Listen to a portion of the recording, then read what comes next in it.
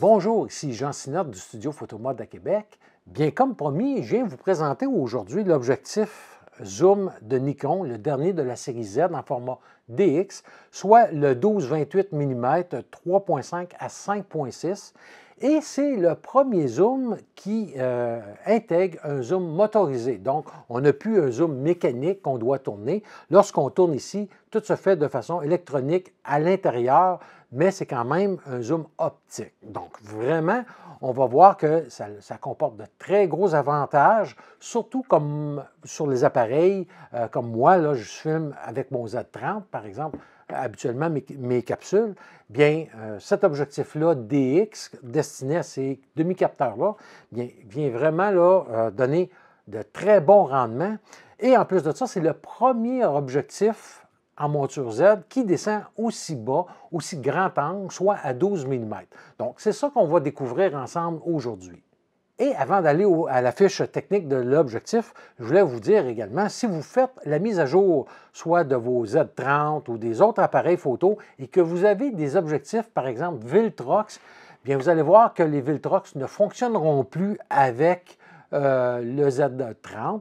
Donc, il n'y a pas de problème. Viltrox ont déjà sorti des mises à jour pour les objectifs afin de que ce soit maintenant complètement compatible. Et je vais vous mettre là, le lien pour aller mettre à jour vos objectifs chez Viltrox. Alors, concernant la fiche technique, bien écoutez, tout d'abord, cet objectif-là, de 12 à 28 mm, si on le transporte en équivalence plein capteur, ça va nous donner à ce moment-là un 18-42 mm, toujours en conservant les mêmes ouvertures. C'est-à-dire que, bon, si j'étais 12 mm, je vais avoir 3.5 et à 28 mm, j'aurai une ouverture de 5.6. L'objectif est muni d'un VR, donc d'une réduction de vibration, et c'est vraiment très avantageux parce que couplé avec la réduction de vibration électronique de l'appareil, bien vraiment, on peut vraiment descendre à des vitesses là, très, très basses que nous allons découvrir un peu plus loin parce que je vous réserve vraiment une partie avec des tests autant photo, mais beaucoup en vidéo également, puisque je vais me servir principalement de cet objectif-là pour tourner mes vidéos. L'objectif est quand même étanche à la poussière et aux gouttelettes d'eau. Bon, pas aussi une tropicalisation aussi poussée que sur les objectifs S, par exemple, mais quand même, on peut aller là, sous une faible pluie, il n'y aura pas de problème. Il est à noter que la monture de l'objectif, tout d'abord, est en plastique. Donc, il y a des gens, et moi j'ai déjà été dans cette forme de pensée-là, qu'une monture en plastique pouvait être plus faible qu'une monture en acier. Bien écoutez, il faut savoir que tout d'abord, cet objectif-là est destiné justement à qu'il soit léger, donc très, très maniable lorsqu'on le monte sur un appareil. Et vous allez voir tantôt lorsque je vlog, c'est-à-dire que lorsque je parle en direct avec ma caméra montée sur un petit pied, bien à ce moment-là, c'est vraiment très léger. Donc, le but d'éliminer la monture en métal et d'alléger l'objectif aussi, et aussi d'offrir un prix moindre que la monture en métal. Personnellement, comme je vous dis, moi, j'ai aucune difficulté qu'il soit en plastique. Il n'est pas muni de joints toriques, donc on n'a pas le petit caoutchouc qu'on va voir tout le tour, donc c'est bon à savoir. Comme je vous disais, l'objectif a un zoom motorisé, c'est-à-dire que ici, c'est un peu comme un interrupteur, c'est-à-dire que lorsque je vais tourner, un contact électronique qui se fait et qui va permettre à l'objectif de zoomer et non pas mécanique. Et en plus de ça, on va retrouver vraiment très bien, encore une fois, une bague de programmation sur laquelle, lorsque je suis autant en photo qu'en vidéo, je peux venir assigner des fonctions. Comme moi, en photo, bien, je vais assigner l'ISO. Bien, vraiment, on peut retrouver cette fonction-là qui est disponible autant avec le Z30 qu'avec le Z9, par exemple. La mise au point au plus rapproché est de 19 cm. En plus de ça, le zoom s'effectue de 4 façons différentes avec le Z30. Donc, on va avoir tout d'abord, comme je vous disais, directement sur la bague de l'objectif comme tel. Mais aussi, on va pouvoir avoir sur l'appareil photo, via certaines commandes, on peut assigner le zoom. Donc là, tout d'abord, on peut venir ici en arrière sur les boutons plus-moins, venir assigner le zoom. Donc, lorsque je suis en train de filmer, j'appuie sur les boutons en arrière et ça va permettre de faire le zoom. Également, on peut assigner au bouton de fonction en avant le zoom. C'est possible de, maintenant, avec le dernier firmware, de venir assigner à ces boutons-là ces fonctions de zoom. On va retrouver également sur l'application SnapBridge qu'on peut filmer directement à partir de l'application.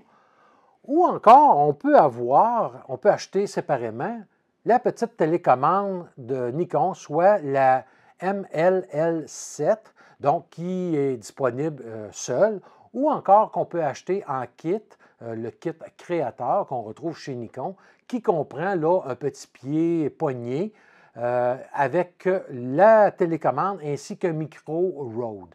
Donc, moi, parce que j'ai déjà mes micros, je n'ai pas acheté le kit créateur et grâce à leur photo, bien, j'ai la petite commande MLL7 qui m'est fournie. Donc, vraiment, merci à leur photo encore une fois pour leur disponibilité et leur collaboration tellement précieuse. Et cette petite télécommande-là, maintenant, bien, je peux m'en servir, comme je vous disais, pour contrôler à distance le zoom de mon appareil. Je peux aussi démarrer et fermer la mise en marche de la vidéo, mais aussi prendre des photos avec un déclencheur à distance. Donc, vraiment, c'est excellent et c'est tout petit et vous allez voir là, dans les extraits vidéo que je vous ai préparés de quelle façon que je m'en sers. Le diamètre du filtre sera 67 mm et pour ceux qui prennent des filtres de protection comme moi, d'ailleurs, je vous ai présenté mes filtres lors de la précédente capsule, bien, vous allez voir que moi, c'est vraiment des filtres à profil très mince. Pourquoi? Parce que 12 mm, c'est très grand angle. Et si on prend des fils qui sont épais, bon, on risque de voir le coin lorsqu'on descend à des petites ouvertures et à 12 mm. Donc, de là, c'est important d'avoir des bons fils de protection et à profil très mince.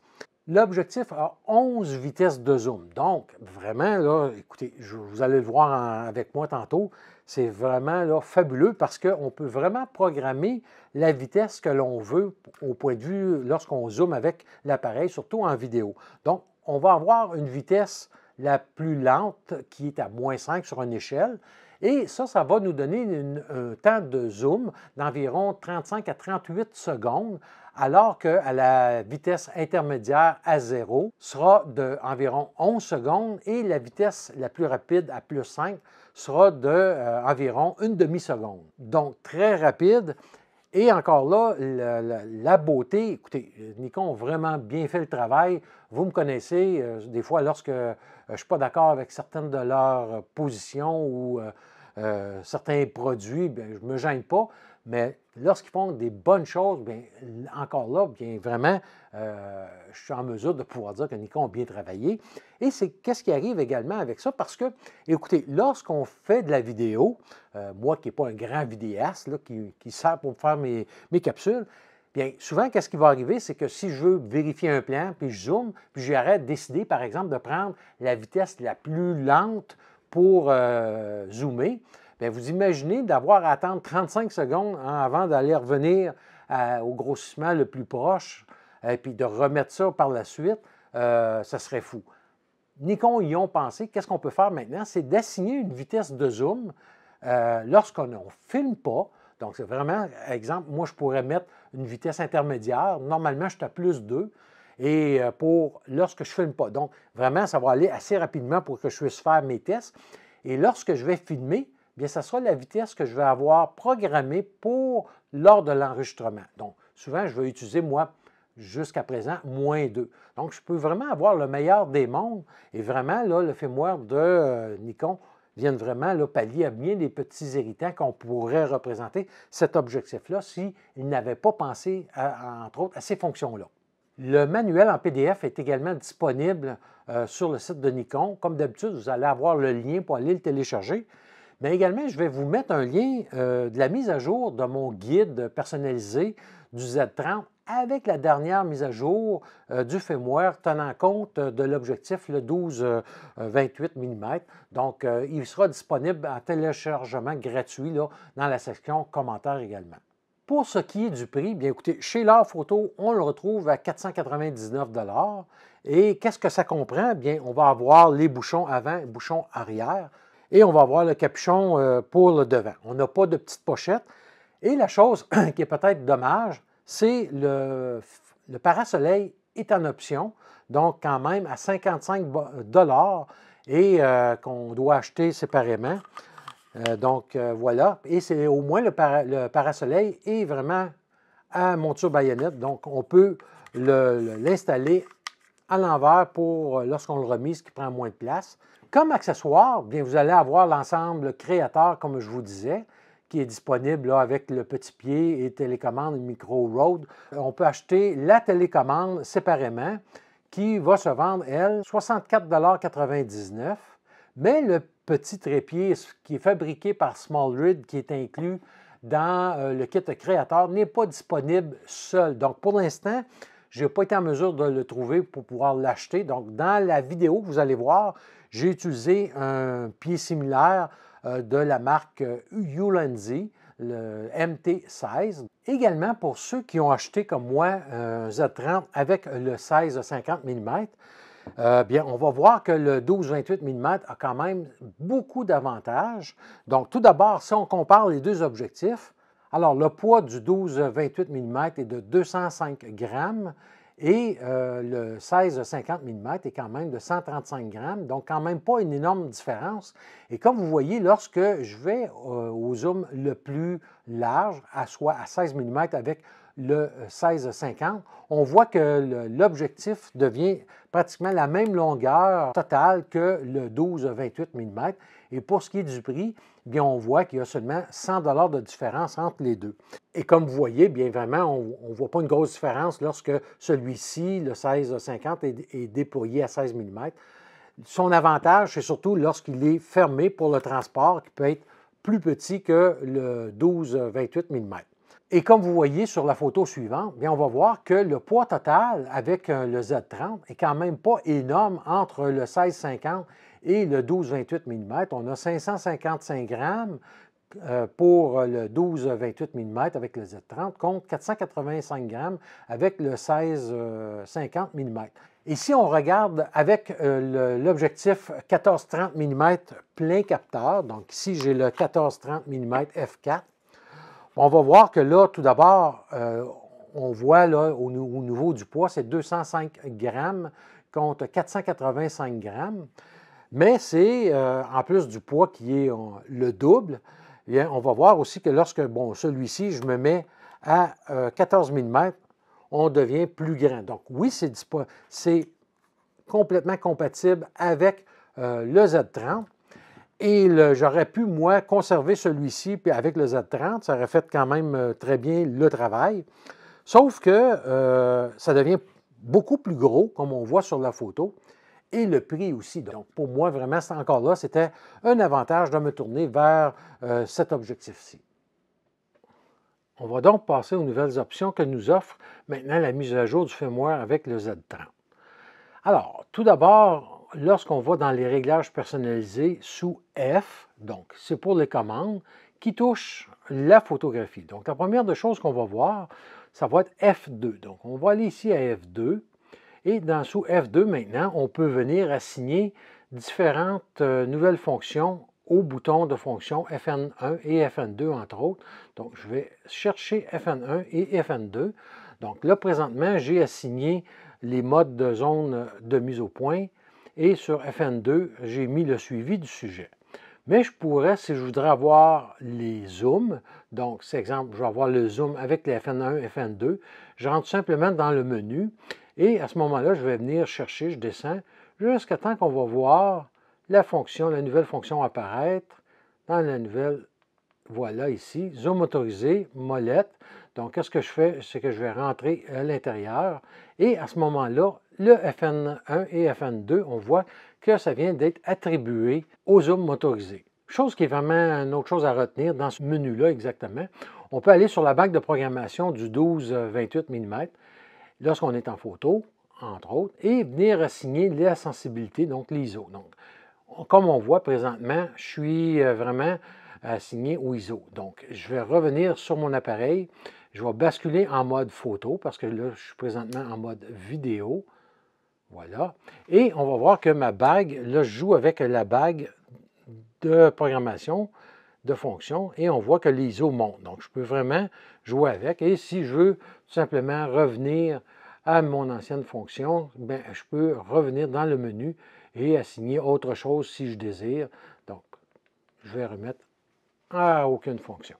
On va revenir en arrière. Maintenant, on va voir que sous F7, on a des nouvelles options aussi, qui sera le zoom motorisé. Donc, c'est-à-dire que je peux utiliser ici à l'arrière mes boutons qui sont sur l'appareil, au dos, pour zoomer ou dézoomer. Donc, c'est ici que je vais venir les mettre en fonction ou les enlever. Donc, il y en a des fois qui ne voudront pas utiliser ça pour la photo, mais sur vidéo, oui.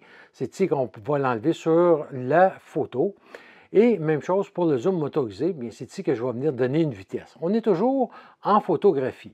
Voilà. Donc, ça, c'est pour F7.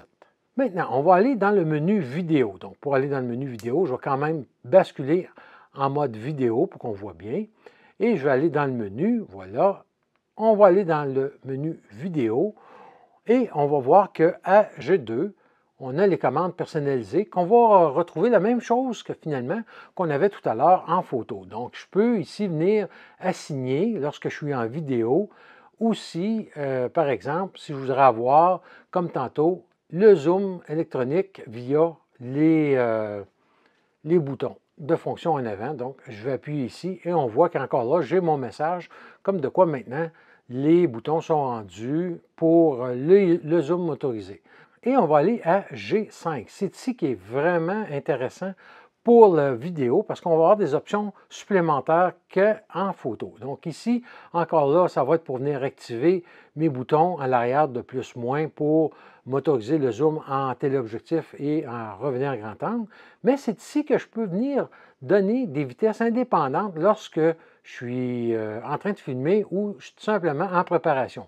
Donc, on va voir ici qu'en pré ou post-enregistrement, c'est-à-dire avant, je peux établir une vitesse, donc pour que ça aille beaucoup plus rapide lorsque je veux, par exemple, vraiment regarder mes plans avant de l'enregistrement pour décider. Et pendant l'enregistrement, c'est ici que je peux venir à ce moment-là donner une vitesse qui va être plus lente. Donc, vraiment, les uns étaient indépendants de l'autre et c'est une très bonne chose de la part de Nikon d'avoir pensé à nous offrir cette option-là, d'avoir une vitesse qui est beaucoup plus rapide en dehors de l'enregistrement. Et il ne faut pas oublier qu'on a 11 vitesses, donc c'est ici qu'on va voir, lorsqu'on est dedans, on va avoir 5 vitesses en haut, 5 vitesses en bas, plus la vitesse au centre qui est 0, donc 11 vitesses au total. Ensuite de ça, on va aller dans le menu Configuration, qui a un autre changement. On va voir Enregistrer la focale. Donc, voyez ici encore, PZ pour Power Zoom. Ça, ici, qu'est-ce qui est vraiment intéressant encore là, ce que ça nous permet de faire, c'est lorsqu'on ferme l'appareil, bien à ce moment-là, par défaut, le zoom va se remettre à la position de 12 mm. Si je veux enregistrer la focale, donc exemple, je fais une prise de vue et entre les prises de vue, je veux fermer mon appareil pour économiser la batterie.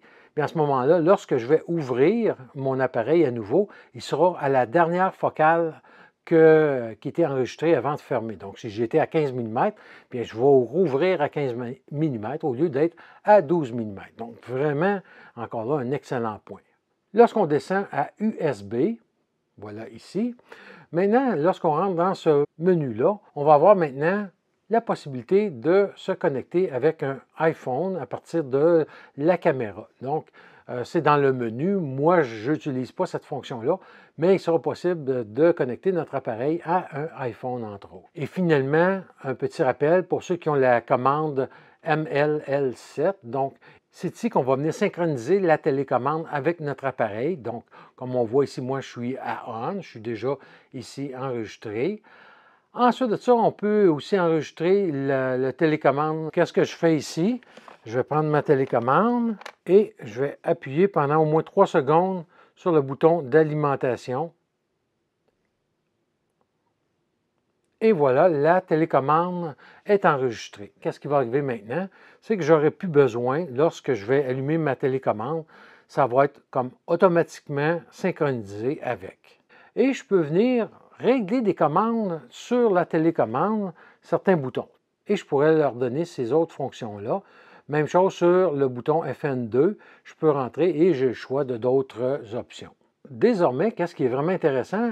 On va voir à l'écran maintenant qu'on va avoir la possibilité de voir notre longueur de focale. Et on va voir que lorsque je vais zoomer avec, on voit que je suis à 12 mm, voilà, on voit monter. Et on a une barre de progression aussi. Donc, lorsqu'on est plus loin et qu'on ne voit pas bien à quel millimètre, bien, on peut voir notre barre de progression. Donc, vraiment, là, très, très, très pratique lorsqu'on va utiliser à distance notre écran ou qu'il est tourné. Même chose, lorsqu'on commence à enregistrer, désormais, on va avoir un... Je vais partir l'enregistrement. Vous allez voir que maintenant, on va avoir un compte à rebours qui nous donne le temps restant qu'on peut filmer et aussi un compte à rebours progressif pour nous donner le temps d'enregistrement jusqu'à date. Et vous voyez, en plus de ça, que maintenant, on a le carré rouge qui apparaît sur l'écran, comme sur le Z9, par exemple, lorsqu'on filme. Donc, en plus d'avoir la petite lumière qui nous indique à l'avant qu'on enregistre, mais si on est derrière l'écran, maintenant, on a ce carré rouge-là qui apparaît pour nous indiquer que nous sommes en cours d'enregistrement. Et le firmware aussi prend en charge maintenant la poignée de télécommande MCN10. Et maintenant, avec la télécommande MLL7, on peut effectuer la mise au point à chaque prise de vue sans avoir, à chaque nouvelle prise, devoir éteindre l'appareil et ensuite synchroniser à nouveau la télécommande. Il suffit tout simplement d'actionner le mode AFC, donc l'autofocus en continu, et dans les réglages personnalisés sous A1, bien sélectionner déclenchement. Donc voilà un des très gros problèmes qu'on avait avec le Z30 qui est résolu. Passons maintenant aux tests pratiques. Donc, on teste le 12-28 mm. Donc, j'ai aucun filtre, sauf le filtre de protection. Et on peut voir, là, avec le soleil, qu'est-ce que ça va donner. Donc, je suis obligé de monter là, quand même à des ouvertures de 8-10. Et si je veux garder des grandes ouvertures, bien, c'est là que je vais essayer le filtre à densité neutre. Donc, sur cette photo-ci, c'est pour vous démontrer mon installation. J'ai utilisé un filtre à densité neutre variable pour prendre la photo suivante qui est à F20 à 6 secondes et j'étais avec 5 stops pour prendre le défilé. Et la photo par la suite qui suit, bien, c'est toujours à F18 à 4 secondes. Et je vous le dis, là, c'est très, très net. Vraiment là, très agréablement surpris là, du comportement en photo de l'objectif. Donc ici, c'est pour démontrer qu'on peut aller vraiment très proche avec cet objectif-là. Donc, je vais me rapprocher en vidéo et je vais vous montrer la photo par la suite.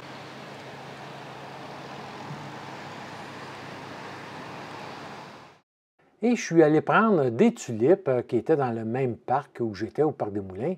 Et on peut voir ici, avec toujours le VR à on, et vraiment, là, on a quand même des très belles nettetés là, sur la zone où j'ai fait la mise au point. On peut voir également sur la photo suivante, encore là, en rapproché, que j'ai fait la mise au point sur le fond de la tulipe. Et même chose sur la prochaine photo, donc à F11, toujours avec le VR d'engagé. La compression de YouTube ne rend pas hommage à la netteté des photos, mais je vous le dis, c'est extrêmement net, comme sur la pierre qu'on voit ici. Écoutez, je regarde sur tous les côtés et c'est très, très net. Alors, pour ceux qui se posent la question, entre le 16-50 mm, l'objectif qui est inclus lorsqu'on achète le Z30, bien, je vais vous comparer avec le 12-28. Donc, pour les besoins de la cause, j'ai mis ma caméra sur un trépied. comme si j'avais sur un bâton ou une poignée. Le but de ça, c'est que ça ne bouge pas lorsqu'on va comparer les deux objectifs. Donc, je suis à 16 mm présentement et on peut voir là, en arrière de moi la grandeur au point de vue de l'angle de vue. Donc, je vais maintenant installer le 12-28 mm. Alors, je viens de mettre le 12-28 mm. Comme vous voyez, on voit même le côté là, de ma remise qui est ici. Je suis toujours à même distance, c'est-à-dire que je tiens là, vraiment là, le pied sur mon trépied, comme si j'avais une poignée télescopique ou la petite poignée Nikon. Et on peut voir là, que j'ai quand même un plus grand angle là, à l'arrière et je pourrais même zoomer, comme je vous avais expliqué plus tôt. Donc, je peux vraiment venir chercher l'angle de vue que je veux, mais de là où le 12 mm fait vraiment bien le travail, surtout lorsque on veut avoir un panoramique à démontrer là, lorsqu'on fait nos vlogs ou tout simplement lors de nos voyages. Alors, on est en train de tester le 12-28 mm DX sur le Z9. Et bon, tout de suite, lorsqu'on installe cet objectif-là sur le Z9, bien, l'appareil devient en DX ou en demi-capteur. Et vous allez voir que même lorsqu'on zoome, bien, vraiment, là, à ce moment-là, présentement, on n'a pas le bouton de programmation à l'arrière, le plus-moins de la loupe pour pouvoir zoomer. Donc, on doit zoomer de façon manuelle, mais ça fonctionne quand même très bien, comme vous avez pu voir, et l'image est quand même excellente. Moi, je vous le dis, là, maintenant, il s'agit que Nikon nous sorte le firmware pour tous les autres appareils Z, afin qu'on puisse là, programmer nos boutons pour pouvoir zoomer avec les boutons à l'arrière et aussi ajuster la vitesse de zoom. Parce que sur le Z30, bien à ce moment-là, lui, on va avoir 11 vitesses, alors que présentement sur le Nikon, bien j'y vais manuellement à la main, mais ça demeure que le zoom se fait de façon électroniquement. Ce n'est pas un zoom qu'on va pomper comme, à exemple, avec le 24-120 mm. Donc, c'est pour vous illustrer un peu la qualité de l'image qu'on retrouve avec le Z9 et le 12-28 mm. Et comme vous voyez, bien l'autofocus continue quand même à s'effectuer sur les yeux. Et je peux même me rapprocher parce que c'est pas trop flatteur, mais on peut vraiment venir très, très proche avec cet objectif-là. Donc, un objectif fabuleux au point de vue photo, mais aussi en vidéo. Alors, on se retrouve à la basilique Sainte-Anne, un endroit que vous connaissez, que je viens régulièrement pour faire mes vidéos, pour tester des grands angles. Donc, on va aller ici à l'intérieur pour voir, autant en photo qu'en vidéo, le comportement de l'objectif, qui est quand même pas lumineux. Donc, on va monter en haut ISO. Et par la suite, on va faire des tests ici à l'extérieur, en photo, avec différentes ouvertures pour voir la qualité. Donc, on se retrouve à l'intérieur de la basilique et là, ici, je suis vraiment en haut ISO, toujours à main levée, sans trépied. Donc, je fais plusieurs tests et vraiment, là, l'objectif se comporte très, très bien. Le VR fait son travail et on va voir vraiment là, que le grand angle est fabuleux. Et j'ai été surpris quand même que ça ne vignette quand même pas beaucoup là, pour l'objectif. Ici, sur les deux photos que j'ai prises, c'est tout d'abord pour vous illustrer qu'à 1/10 de seconde, à main levée, j'ai été capable de prendre des photos qui sont très nettes. Et l'autre chose, c'est qu'on peut voir la plage de focale entre 12 mm et 28 mm. Ici, toujours à l'intérieur, à 1800 ISO, toujours sur le Z30. Encore une fois ici, pour vous démontrer la différence entre 12 mm et 28 mm à l'intérieur pour la plage de focale du zoom. Donc, vraiment intéressant. Même chose ici avec une statue. Donc, vraiment, c'est pour vous illustrer là, le zoom au plus large et au plus puissant. Et deux autres photos avec quand même un 30e de seconde et pour vous illustrer là, les détails que j'ai obtenus. Alors ici, qu'est-ce que je fais? C'est que je vais essayer sans filtre polarisant et avec un filtre polarisant par la suite pour voir la différence qu'on va obtenir avec l'objectif. Donc, comme vous voyez, avec le polarisant et sans polarisant, donc vraiment, ça peut valoir la peine, surtout en voyage ou la photo de paysage, d'avoir un petit polarisant. Donc, vraiment très indiqué.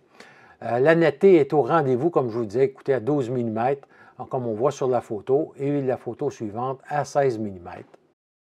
Dans la portion suivante, j'ai testé la netteté. Donc, au lieu de vous montrer toutes les photos que j'ai prises avec différents millimètres, longueur de focale et d'ouverture, je vais vous donner plutôt mes conclusions. Ça sera beaucoup plus court et plus simple pour vous démontrer. Donc, je me suis placé face à ce paysage et tout d'abord, à 12 mm, c'est à f8 en agrandissant à 200 % qu'on peut voir là sur l'espèce de poubelle qu'on a avec un logo qui est encerclé en jaune, que c'est vraiment très net. C'est la zone de netteté que j'ai relevée à f8 qui était la meilleure à 12 mm. Ensuite de ça, j'ai fait le test à 20 mm et encore là, f8 à 200 %, toujours en prenant la même cible comme poubelle. Et finalement, lorsque je passe à 28 mm, je me retrouve sur le bord de la poubelle parce que j'étais sur trépied, donc je n'ai vraiment pas bougé. Et on peut voir que la netteté à 5,6 est encore là, excellente, à 28 mm. C'était la zone la plus nette. Donc, ceci nous indique que vraiment, à pleine ouverture, l'objectif est très net. L'autre image est pour vous démontrer lorsque la vignette, on obtient à 12 mm à grande ouverture. Donc, j'ai mis l'autocorrection dans l'appareil qui nous donne déjà une correction et j'ai corrigé très légèrement là, dans la photo de droite. Et ici, j'ai voulu tester en version rapprochée. Alors, on peut voir la feuille et également une petite branche qui dépasse sur la prochaine photo pour vous démontrer la netteté de l'objectif. Donc, on se retrouve au parc des Mézerais pour tester le zoom, donc c'est-à-dire la puissance qu'on va avoir entre le 12 mm et le 28 mm, et également les 11 vitesses. Je ne vous ferai pas une démonstration des 11 vitesses, mais les vitesses les plus utilisées, soit la plus lente, la plus rapide et deux intermédiaires. On regarde ça ensemble. Donc, on commence par la vitesse la plus lente. Donc, je vais zoomer à l'aide des boutons ici à l'arrière. Et vous allez voir que ça prend environ un bon 35 secondes avant de partir de 12 mm et atteindre le 28 mm. Et bon, qu'est-ce qui est agréable également, c'est qu'on va avoir sur l'écran notre longueur de focale à laquelle il va monter là, au fur et à mesure qu'on fait le zoom. Donc, je suis rendu présentement à 22 mm et on arrive bientôt à 28 mm.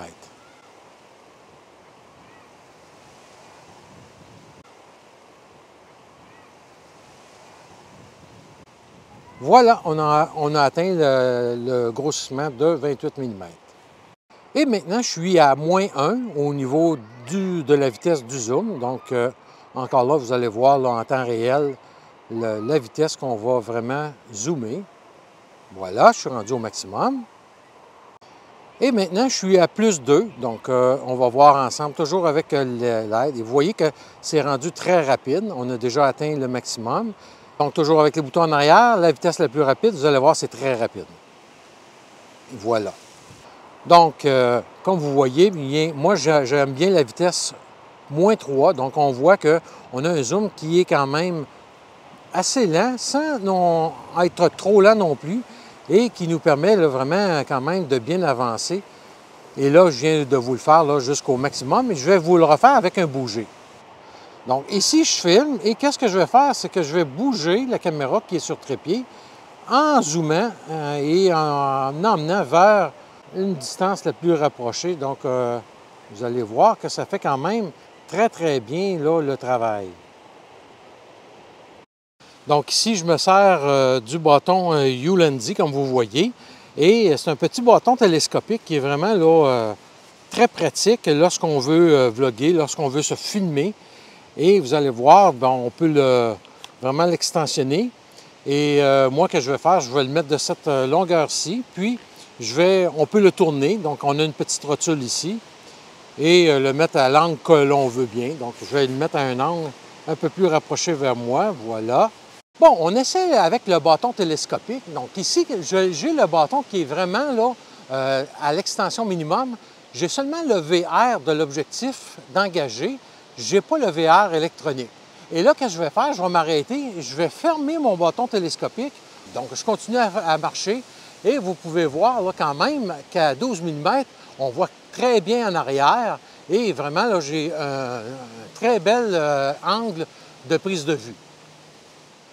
Maintenant, on fait le même trajet, mais cette fois-ci, j'ai mis le VR électronique de l'appareil en plus du VR de l'objectif. Donc, je marche avec le bâton qui est télescopique à son extension maximale. Et donc, là, ici, ce que je vais faire, c'est que je vais m'arrêter, le fermer comme j'ai fait tout à l'heure pour l'avoir vraiment de façon là, beaucoup plus près de moi et peut-être un peu plus stable. Donc, vous allez découvrir en même temps que moi. Alors, ici, j'ai la télécommande Nikon MLL7 et ça fonctionne très, très bien, je vous le dis, là, c'est vraiment agréable. Et là, qu'est-ce que je vais faire? Je vais aller ici un petit peu plus loin.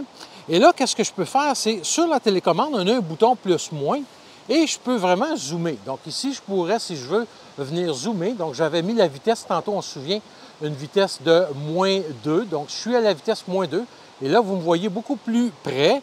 Et je vais venir chercher mon bouton pour dézoomer, pour avoir un plus grand angle en arrière de moi. Donc, et en tout temps, qu'est-ce qui est vraiment agréable, c'est que je suis en mesure de contrôler avec ma télécommande la force du zoom. Et ensuite de ça, qu'est-ce que ça fait? C'est que je le vois à l'écran à quel niveau que je suis rendu au niveau du zoom. Donc vraiment, là, ça fait des trucs vraiment excellents. Et je vous le dis, moi, là, j'adore cette petite télécommande-là qui prend vraiment pas de place, qui est aussi pratique en studio que lorsqu'on filme à l'extérieur. Et on peut s'en servir également en photo pour déclencher l'appareil Z30. Donc ici, on est toujours au parc des Miserets et on va passer sur un beau petit pont. Et là, je suis toujours avec le bâton Ulendi et je suis en marchant pour traverser le petit pont. Vous allez voir là, avec en arrière de moi, comment que c'est quand même là, très bien. On peut voir, là, si admettons qu'on se retrouve en voyage, on peut vraiment se servir pour venir filmer le panorama qu'on va avoir autour de nous. Donc ici, je me sers toujours du trépied Ulendi qui se déploie à petit pied et qui peut nous servir lorsqu'on veut faire un tournage. Comme par exemple, je ne regarderai pas la caméra, mais je m'en viens et l'appareil va me filmer jusqu'à temps que je sorte du champ de vision. Donc ici, je teste en photo. Donc vraiment, j'ai pris quelques photos de paysages. On va voir que vraiment, là, j'ai une très belle netteté encore, une belle couverture que je retrouve à très grand angle, parce que souvent, ce genre d'objectif-là, on va l'utiliser souvent pour son grand angle. Et par la suite, à 16 mm. Donc, on peut voir 16 mm encore que c'est très, très bien. Et ici, j'ai pris une photo de paysage et également, je me suis placé pour prendre une photo avec le petit pont qui passe, où vous allez voir là, le poteau et la zone de bokeh qui se trouve là, à l'arrière de la zone de mise au point. Donc, on a terminé les tests. Donc, j'ai vraiment testé sur une semaine complète. Puis, vraiment, là, écoutez, l'objectif est excellent, et autant en vidéo qu'en photo. Donc, on se retrouve en studio pour la conclusion. Et comme dernier test, bien, j'ai monté le 12 à 28 mm sur mon Z30 parce que, bon, pour les besoins, comme je vous expliquais, j'ai filmé la vidéo avec le Z9 pour pouvoir vous démontrer l'objectif. Et là, j'ai la petite télécommande que j'ai ici. Je suis à 12 mm présentement. Donc, et je peux, en appuyant sur le bouton plus, et j'ai une vitesse de -1 présentement. Et vous voyez que je peux maintenant venir quand même me rapprocher et filmer là, directement avec l'objectif. Là, je suis présentement à 28 mm, donc sur le Z9, et c'est beaucoup plus rapproché que tout à l'heure avec mon Z9 et le 85 mm naturellement. Donc, ça vous donne une idée quand même de l'objectif que je peux utiliser, même si je n'avais pas là un autre objectif en studio. Donc, on est capable de faire vraiment un bon travail et comme je vous dis, vraiment, c'est excellent de pouvoir avoir la capacité de venir zoomer et dézoomer comme on veut avec la petite télécommande. Donc, c'était la partie démonstration avec le Z30 et l'objectif lorsqu'on fait un vlog ou on fait une vidéo. Donc, comme on vient de voir, bien, je l'ai utilisé vraiment à toutes les sauces, ce petit objectif-là. Écoutez, pour moi, c'est vraiment un plus. Et même sur le Z9, ça donne une excellente qualité d'image.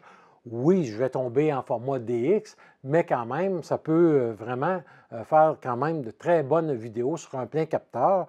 De là où j'espère qu'on verra sur les prochains firmware de tous les appareils Nikon, avoir une mise à jour pour pouvoir utiliser des boutons de fonction sur les appareils afin de pouvoir zoomer avec les boutons, l'objectif comme tel. Et ça ne sera sûrement pas le premier et le dernier d'un objectif PZ, qui veut dire Power Zoom, chez Nikon. Donc, de là, ça serait avantageux d'avoir, pour tous les appareils Z, une mise à jour des appareils photo pour l'utilisation de cet objectif-là.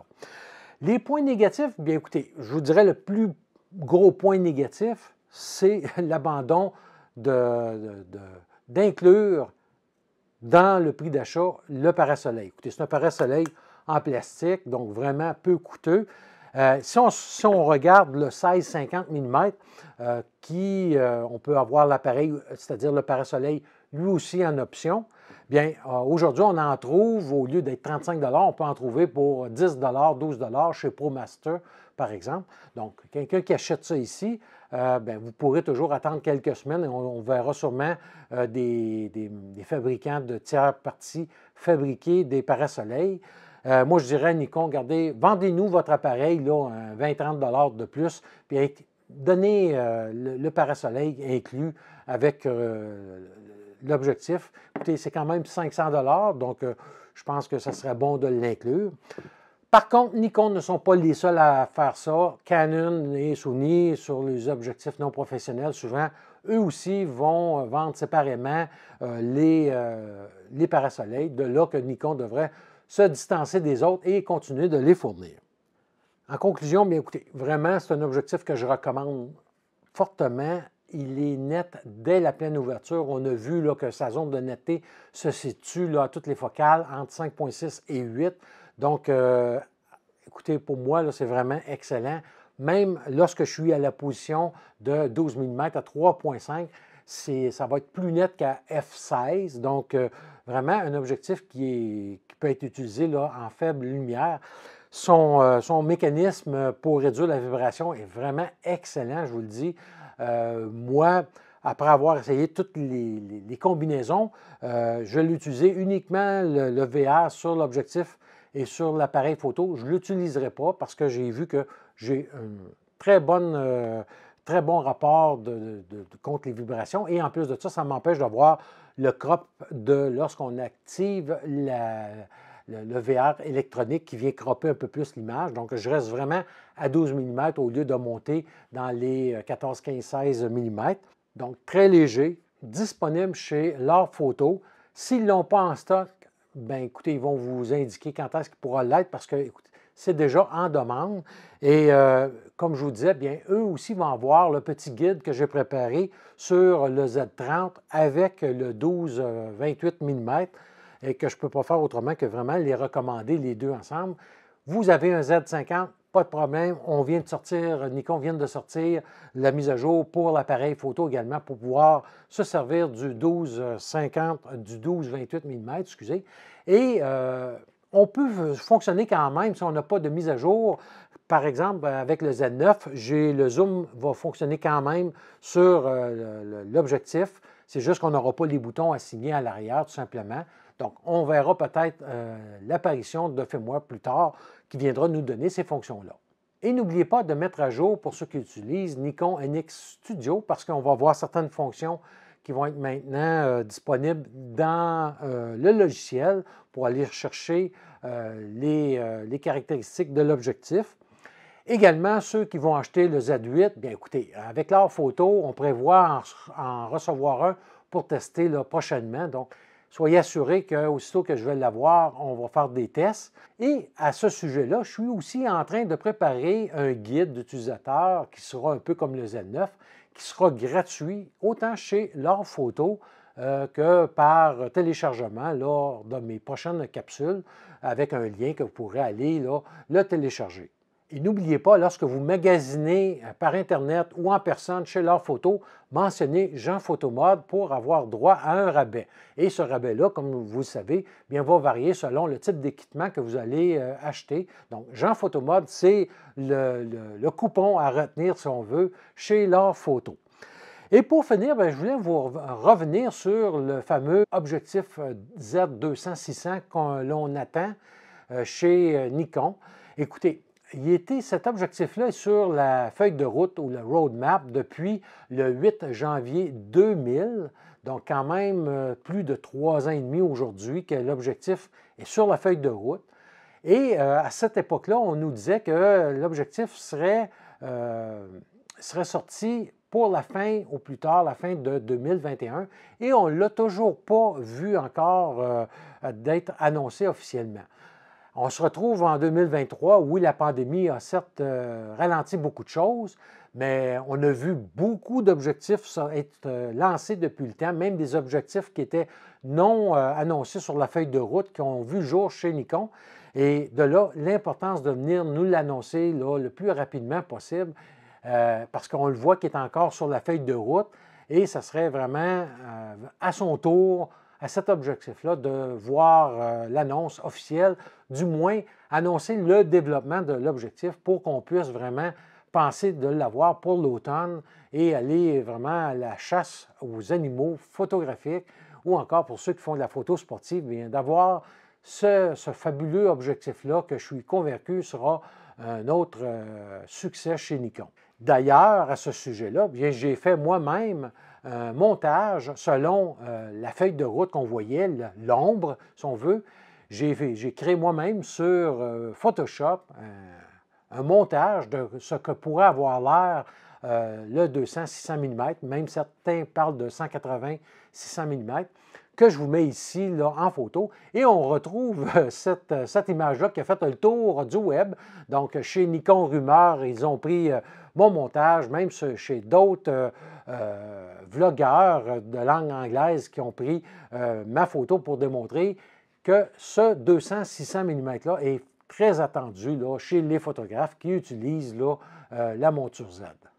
Donc voilà, c'était la présentation du DX 12-28 mm en monture Z. Comme d'habitude, si vous avez des questions, des commentaires, laissez-les ici, ça va me faire plaisir d'y répondre. Vous allez avoir le petit guide gratuit en téléchargement dans le bas des commentaires. Bref, beaucoup de choses qui sont à venir et on souhaite que Nikon nous arrive très bientôt avec l'annonce du 200-600 mm. Donc d'ici là, portez-vous bien et on se revoit très bientôt.